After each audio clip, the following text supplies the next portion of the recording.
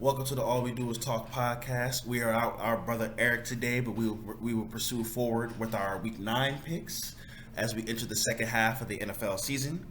Starting off, Isaiah, what's the first game we're gonna cover for the 1 o'clock? Houston at Miami. Tank Bowl. Ew. Both teams are gonna be basically picking in the top five. Tyrod Taylor is back this week to take over the starting role. And Devontae Parker is going to be out. He went straight to IR after having a good game because Devontae Parker. Christian Kirksey is also out, and I think it's Harrison Nickerson is out with a concussion.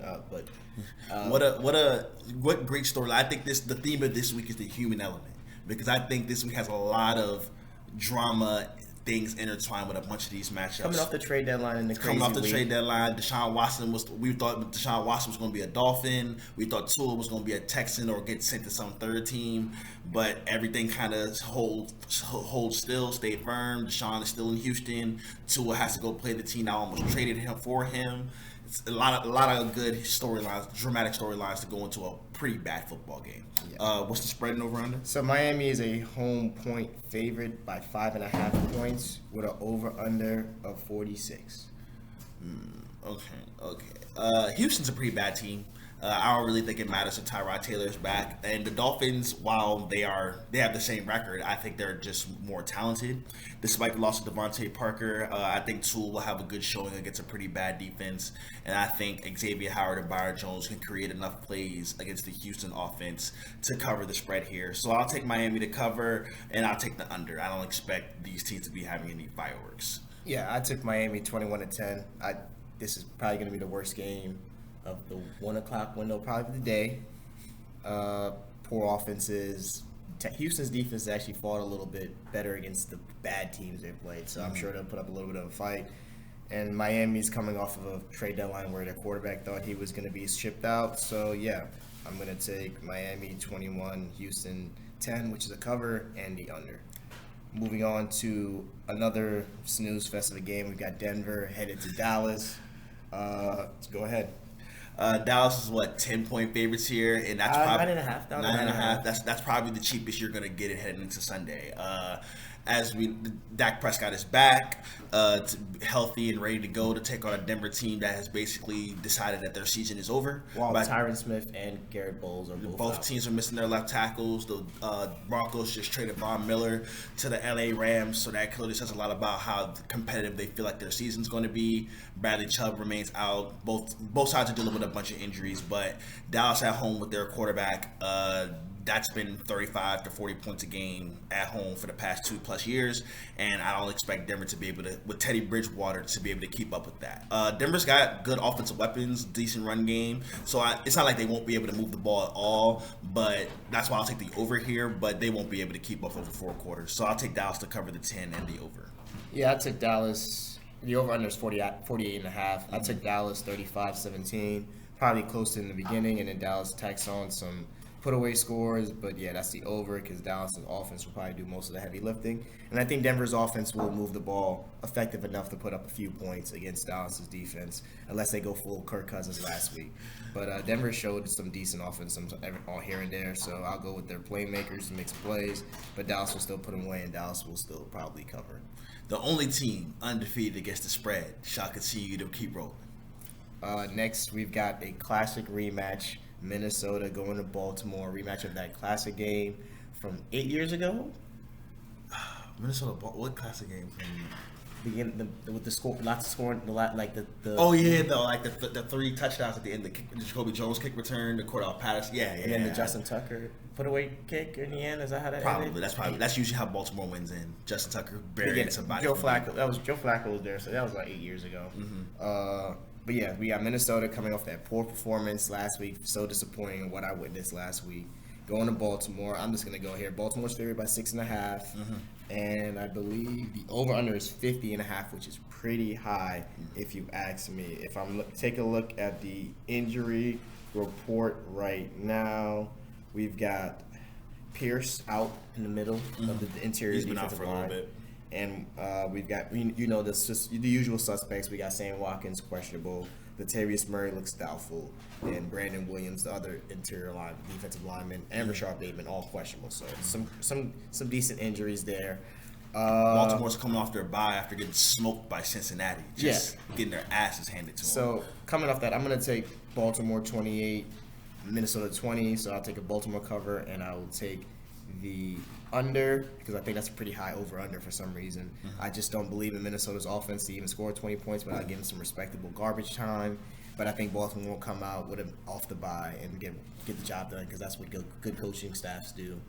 I think we got to be careful not to overreact to what happened to Minnesota. They've been bad all year. Minnesota all year has basically shown that they're either going to win by 3 or they're going to lose by 3. Like Cleveland, those are the only game, and they lost by 7. They lost. If you don't score, too many times when they haven't scored enough. Cleveland, that healthy Cleveland defense is significantly better than the Baltimore defense that's given up like 5 400-yard passing games. The Chargers ripped them apart the next week. Yeah, the NFL is strange, Isaiah. You know, Mike White threw for 400 one time. You saw what the Jets looked like on Thursday. You think that's an acceptable loss for Cincinnati after what we just saw from the Jets?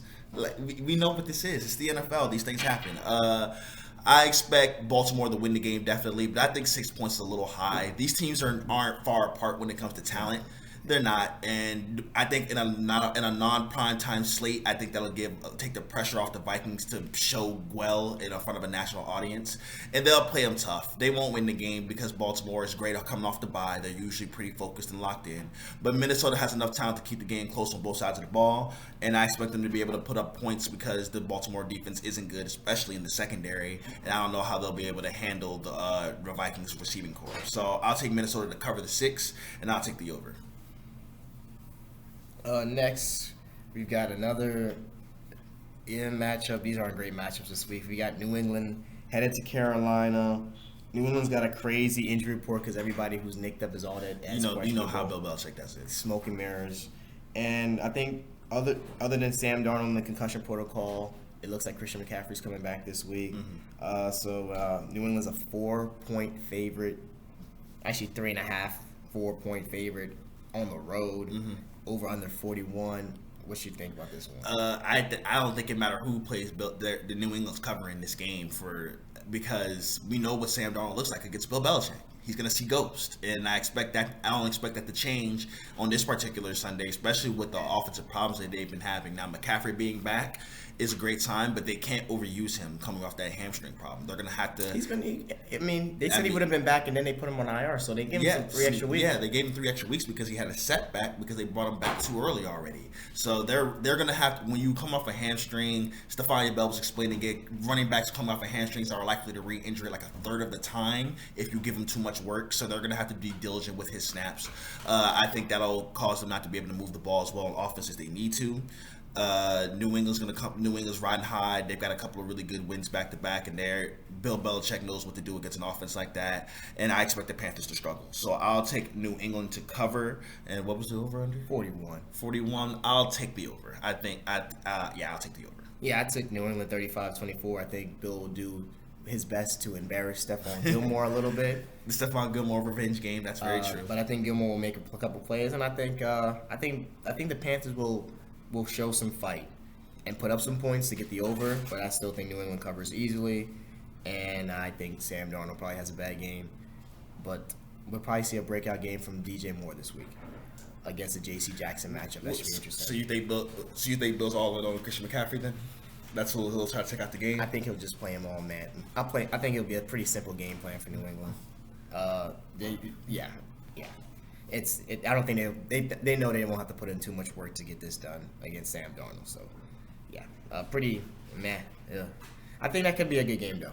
So moving on to a game that I'm for sure won't be a good game, we've got the Buffalo Bills headed to Jacksonville, home of AEW, to take on Trevor Lawrence in his first matchup against Josh Allen.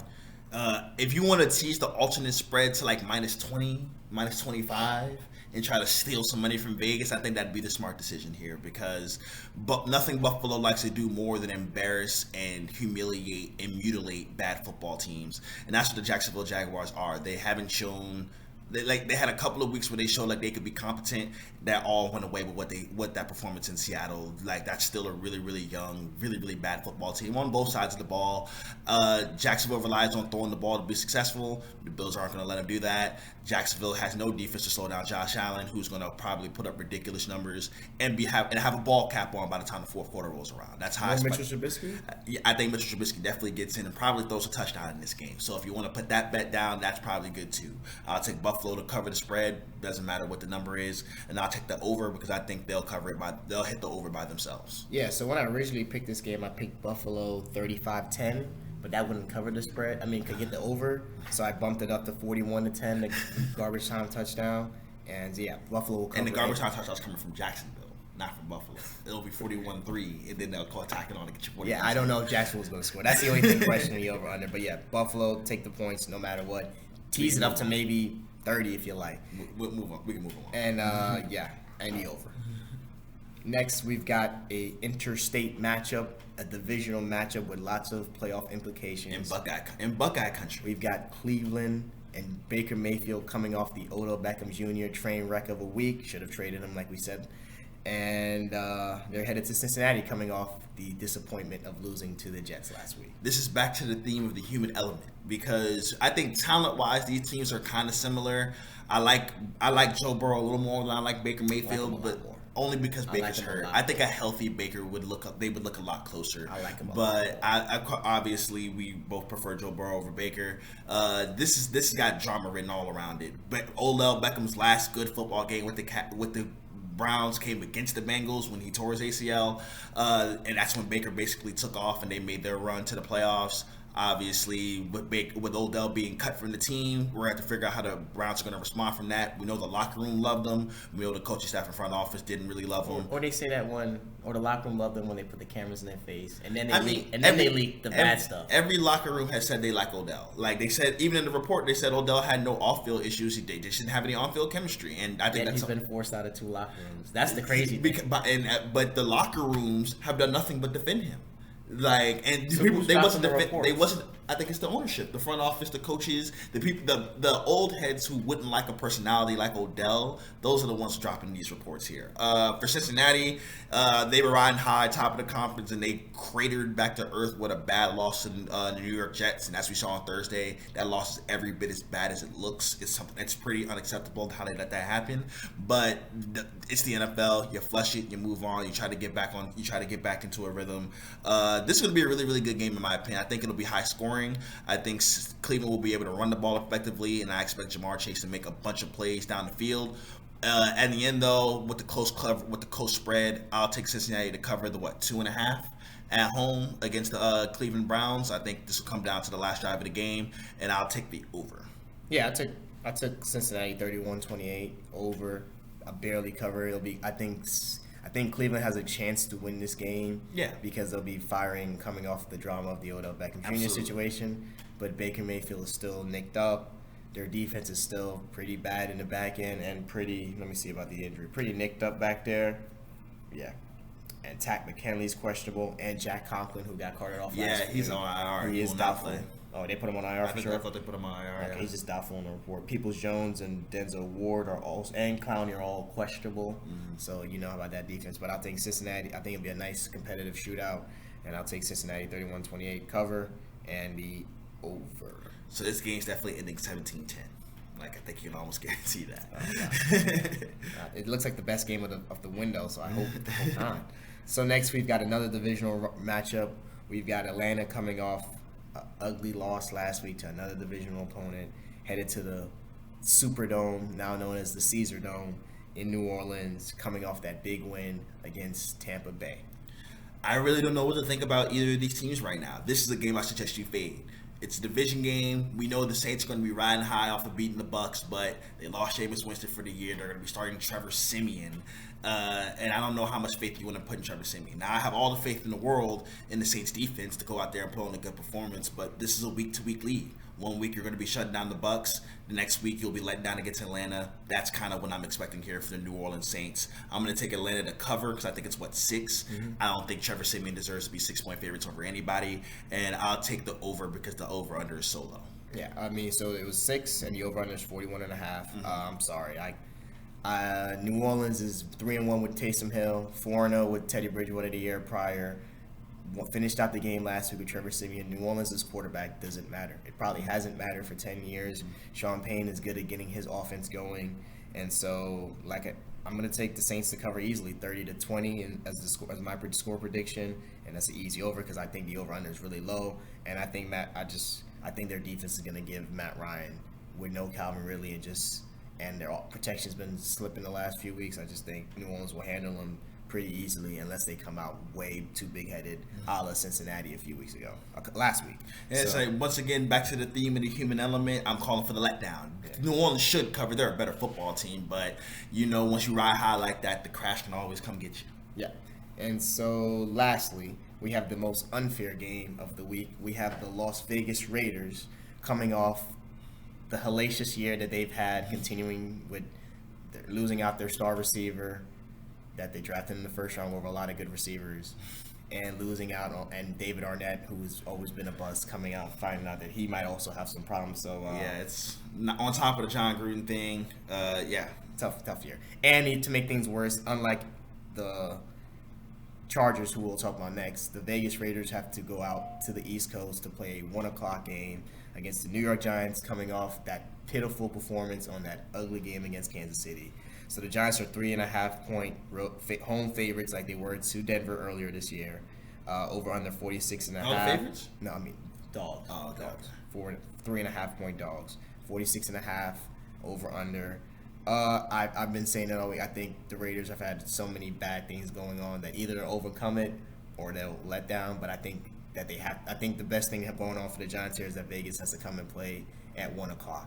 And they're not the Rams. Like, the Rams are the team that they're well put together, well buttoned up. And so doing that and great coaching that we know of. So we know when they come across, you're going to get a fight. But I don't think the things that the Vegas Raiders have had to overcome are very easy to overcome and go play football games on the East Coast at 1:00 coming up on November. And we all think that the Raiders are pretenders, so they're going to let down some of these games. So I'm going to take the Giants to win 28-21. So that's a cover. And that's the over, because I think the Raiders' defense is okay, not great. I think the Giants' defense is okay, not great. So they'll let up a couple big plays here and there. The quarterback, I think this might be the best quarterback matchup of the day. This will probably be the most well-played quarterback game, unless the winds are whipping in New York and we just get an ugly 10-3 type of game. But yeah, I'll take the Giants to cover, and I'll take the over. I think I agree about the Giants covering. It's just once again the human element thing. There's just so much the Raiders are dealing with, on the field, off the field, with their coaching staff. It's too much. It's too much for a team to have to go deal with, and then traveling cross country, they have to go play what's essentially a 10 a.m. game for them against a feisty New York Giants football team. I expected this game to be close.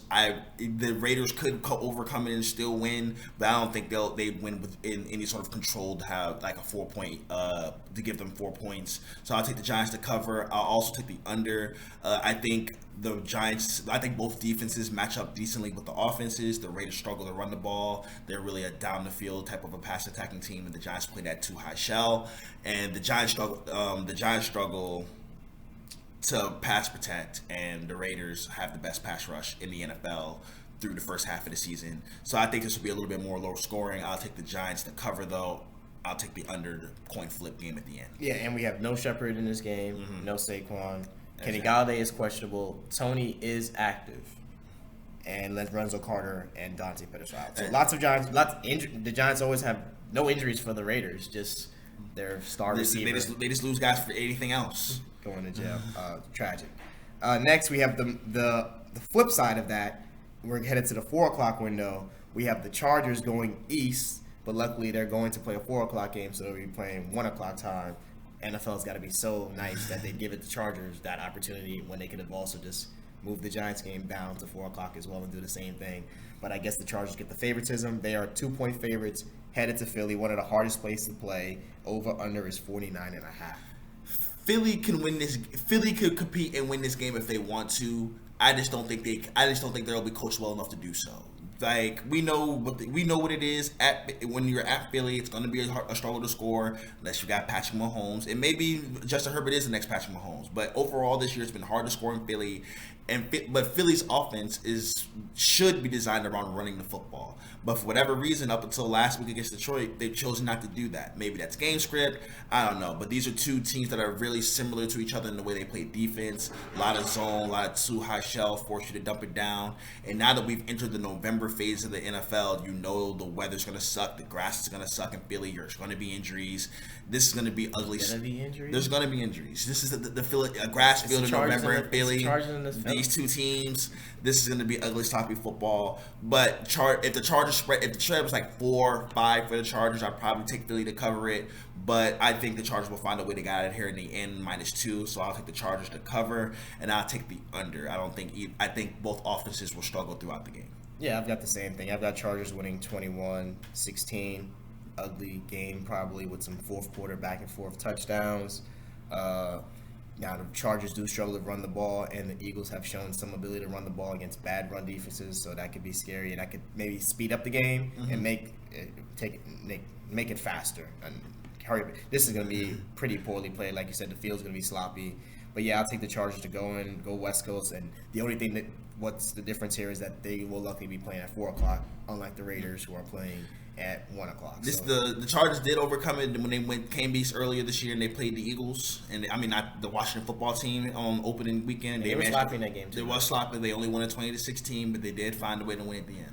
All right. So next we got Green Bay headed to Kansas City. In the last bit of drama, we have no Aaron Rodgers. He is immunized but not vaccinated. And so he's on the COVID list. So we get Jordan Love's first start, a guy that I'm really excited to see, a guy that I like more than Tua coming out. He was my third favorite quarterback from that class. He was really raw, so let's see how good of a coach Matt LaFleur is coaching him up. But luckily for Kansas City, they get a break because they are 7-point home favorites with an over-under 48.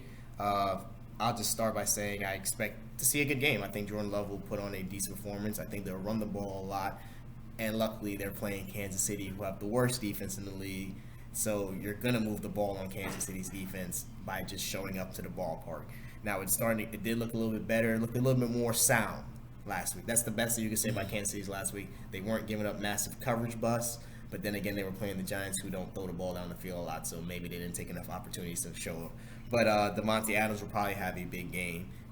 He'll probably get matched up with Daniel Sorensen at least once in this game. Because they just keep on playing him for whatever. They got better. The Chiefs got a bunch of better players. You thought they're better? I know Willie Gay is better than whatever they're starting at linebacker right now. I know Chris Jones is a better deep tackle. No, the rookie won defensive player of the month. So they should be taking Hitchens off the field, but that's just me. And then don't even get me started on Juan Thornhill versus Daniel Sorensen. Chiefs, if y'all want to get better on defense, just play the better players. But they just play the better players. They use the 3 safety looks and they just find it. But why is he on the field at all? Because they have no cornerback depth. They have no cornerback depth. It's a bad defense. But yeah, I didn't even realize, but I took the push because I think so I got to pick somebody to cover. So I'll pick Green Bay to cover. I'll take Kansas City to cover, and I'll take 28-20. I had it at 28-21. It's a 7-point line. So that's if it's 28-20, that would be the. So I'll take 29-20, so I can take the over, and I'll take a Kansas City cover. All right, I disagree. I think Green Bay is going to put on a really good show here, and Kansas City is going to struggle. I don't think their struggles are over yet. I think Green Bay matches up particularly well with them on both sides of the ball. Despite the injuries Green Bay's dealing with on defense, they play very small. They play a lot of too high, a lot of coverages. You're going to see a lot of stuff that you saw that the Giants did against the Chiefs on Sunday, and the Chiefs are also coming off a short week, having played on Monday, and I expect Jordan Love, who no one's seen, no one's got really real tape on, to slice and dice a bad Kansas City defense. I think they'll run the ball, and I think they'll run the ball effectively throughout, which will open up Jordan Love to make some incredible downfield throws, which is probably going to be most of his highlights at this point. So yeah, I'll take Green Bay to cover the 7.5. I think this will be a game that comes down the stretch despite Aaron Rodgers not being around because the Chiefs defense is so bad, and I'll take the over. I think both sides will be able to move the ball because the Chiefs have Patrick Mahomes and the Chiefs defense is bad. All right, next we're moving on to Arizona, headed to San Francisco for a rematch of a game that just happened a couple weeks ago.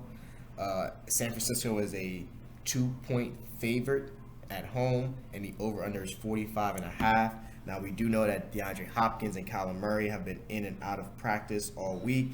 No Jadarius Ward, I think that's what his name is. He's out with a concussion. And we know that J.J. Watt's done for the season. And so we're really just looking at Kyler Murray and DeAndre Hopkins here. And D Ford's got a concussion. And Deebo Samuels is also questionable. And no Jimmy Ward. So I think even if Kyler and Hop were healthy, I'd be taking San Francisco here. San Francisco probably could have won the game in Arizona last time. That was a close that it came down the stretch, and they were starting Trey Lance, not Jimmy Garoppolo. Garoppolo is playing and healthy, and as we know, when Garoppolo plays, the Niners do a good job winning football games, specifically against the Arizona Cardinals. So I think their defense will show up, especially with either a really banged up or not playing Kyler Murray. I expect the Niners defense to be able to cause havoc on the Arizona offense. Nick Bosa in the backfield all day long, force a couple of mistakes, and I think the Niners offense will be able to find enough ways to move the ball, to score enough points to win from Kyle Shanahan, massively out coaching Cliff Kingsbury. So I'll take San Francisco to cover because I think they're home dogs, right? No, they're home favorites. Either way, I'll take 2 points. I'll take San Francisco to cover. I think they'll win by more than 2, and I'll take the under. I took San Francisco 28-24 because, like what you said, they were played a close game that they should have probably won last time with the best version of the Cardinals team that we're probably going to see this year, healthy J.J. Watt. Now, they didn't have Chandler Jones, and he will be back for this game, but now they don't have J.J. Watt. So, and I think the injuries to Kyler Murray and DeAndre Hopkins are just enough to cripple Arizona's chances. So, yeah, I'll take San Francisco 28 and Arizona 24, and that's the over. So I agree with that one. And to round out the Sunday slate, we've got a beautiful matchup of the wounded duck Tennessee Titans with no Derrick Henry. Probably the saddest thing that happened this week other than the Henry Ruggs situation. So because he's not going to get to break those records. Headed to SoFi Stadium to face off the Rams with their new toy, Mr. Von Miller. No one gets more wounded ducks than the LA Rams right now. It seems like whenever either it's week 1, Carson Wentz goes out in the fourth quarter. It's the Bucks, Antonio Brown not playing, Gronk not playing, half their secondary not playing. Now we're gonna see them play when they came across town with the whole roster missing. The only healthy team they played is the Cardinals, and they got smoked by them. And now they're gonna get Tennessee with the identity of their team not around, and it's gonna go exactly the way you expect. I expect the Rams' all-time great passing offense to continue to just smoke Tennessee's defense. Which has looked better. They've actually been really, really good over the past few weeks, but I think this is a different matchup. They struggled against the Bills' offensive passing attack, and the Rams' passing attack is better. And Cooper Kupp is on a different kind of role right now. I don't expect any of those young players in the Tennessee defense to be able to handle him. And with Tennessee not being able to play an ugly keep-away game with Derrick Henry just smashing the Rams' run defense. Taylor Lewan is questionable too. I think that Nate Davis, their guard, is out with a concussion. It'll be too much for Tennessee to overcome. This should have been a fun matchup. It won't be. The football gods deemed it so. So expect the Rams to go take it to the Tennessee Titans. What's the over/under? 53.5. I'll take the under on that just because I don't know if Tennessee will be able to hold up their end of the bargain to hit that over/under. But I'll take the Rams to cover, and I'll take the under. Yeah, I agree. I mean, this would have been a great game if Derrick Henry and a healthy Taylor Lewan and a healthy Julio Jones were all playing with A.J. Brown and Ryan Tannehill. But no, it's just Ryan Tannehill out there with A.J. Brown and a makeshift offensive line that doesn't protect well either way. If Von Miller does end up playing because he's questionable, I expect him to have a big game. I expect Aaron Donald to have a big game because that's not saying it much. But yeah, and I expect the Rams offense to do whatever they want. So I took the Rams 35, Tennessee 17. Maybe Tennessee fights for a little bit, but this screams that Cardinals game that the Tennessee Titans played earlier all over again, where they just get manhandled because of a bad matchup and a bad circumstance this week. And we could have got a good Sunday night football game, but football gods demand that we never get good primetime football. No chance. So sorry, Tennessee. Speaking of bad prime time football, do we need to see Pittsburgh on primetime why do we need to keep seeing? We have a classic. These are the classical teams in the NFL going at it. We have Chicago taking one of the worst offenses in the NFL to Pittsburgh to face one of the worst offenses in the NFL. I think this is an automatic under, by the way. Automatic. I don't even need to hear the number. The number could have been 29.5, and I'd be taking the under here. I don't expect lots of scoring really at all, which is why, surprisingly, I'm going to take Chicago to cover, but that's only because of how little faith I have in Ben Roethlisberger to move the ball, not because I think the Bears are going to win the game. The Bears aren't going to win the game. The Bears are probably going to get handled something like 16-10, and it'll never look that competitive. But overall, I'm excited to see Justin Fields in his first primetime game. Gets a really good defense in the Steelers. We're going to get a decent gauge for how he looks, but Matt Nagy is back, unfortunately, for him, and that offensive line is abysmal going up against a devastating pass rush for the Pittsburgh Steelers. I expect it to be a hard day for Justin Fields, running for his life most of the time. TJ Watt probably gets a couple of sack strips to give Pittsburgh the offensive points they need to win the game, but I think the Bears defense is good enough to keep it close because Ben Roethlisberger is not going to do much on his side of the ball either. So I'll take the Bears to cover the 6, and I'll take the under. I did not expect you to pick the Bears to cover because I picked the Steelers to win 17-3. I don't expect the Bears offense to do anything. I don't expect the Pittsburgh offense to do much more, but they won't be playing their defense while the Bears will be playing their defense. So I expect this to be one of the worst football games played this season, and I just 17-3. So we had to see Ben and Geno play a primetime game, and now we're going to see Ben and it's just terrible. And yeah, hit the under no matter what. If 3 touchdowns were scored in this game, I would be. If you want to choose the under like 22, under 21 alternate, yeah, that's a good idea. But yeah, but that's it for this week. Must be in midseason form when the games are just so. The good teams are starting to separate themselves from the bad teams, and it's pretty obvious at this point. And now that we're seeing that, the matchups are looking pretty ugly. All right, but we'll catch you next time.